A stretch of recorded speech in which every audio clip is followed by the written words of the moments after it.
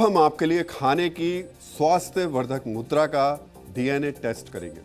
हो सकता है इस वक्त डीएनए देखते हुए आप अपने घरों पर डिनर कर रहे हो, खाना खा रहे हो, या ये भी हो सकता है कि कुछ देर बाद आप खाना खाएं। हमारे इस विश्लेषण को देखकर आपको पता चलेगा कि खाना किस मुद्रा में खाना चाहिए, किस मुद्रा में भोजन करना सेहत के लिए अच्छा है और कौन सी मुद्रा सेहत के लिए हानिकारक है।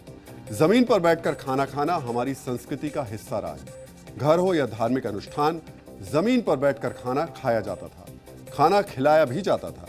लेकिन आज ये परंपरा खत्म होती जा रही है। जमीन पर बैठकर खाना खाने का मतलब सिर्फ भोजन करने तक सीमित नहीं है। जब जमीन पर बैठकर भोजन करते हैं तो उस तरीके को सुखासन भी कहा जाता है। इस आसन में खाना खाना सेहत के लिए नजरिए से बहुत ही फायदेमंद है।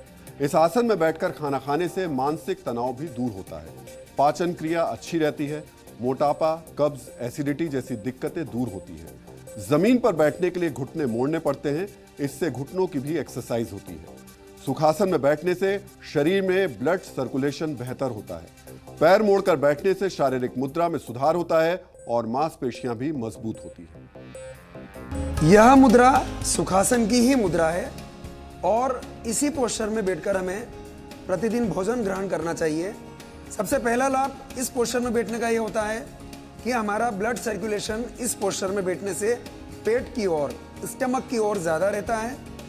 चूंकि भोजन करने के दौरान रक्त का संचार स्टमक की ओर ज्यादा होने से भोजन के पाचन में सहायता मिलती है। अतिरिक्त लाभों की यदि हम बात करें तो सुखासन अपने आप में एक संपूर्ण आसन है। सुखासन में बैठने पर हमारा बॉडी पोस्चर, हमारा बॉडी का स्ट्रक्चर कुछ इस प्रकार से बना रहता है कि पीसीओडी, इनफर्टिलिटी, घुटनों के दर्द की समस्याएं, पुरुषों में प्रोस्टेट की समस्याएं, ये सारी समस्याएं इस आसन में प्रतिदिन बैठे रहने से दूर रहती है, दूर होती है।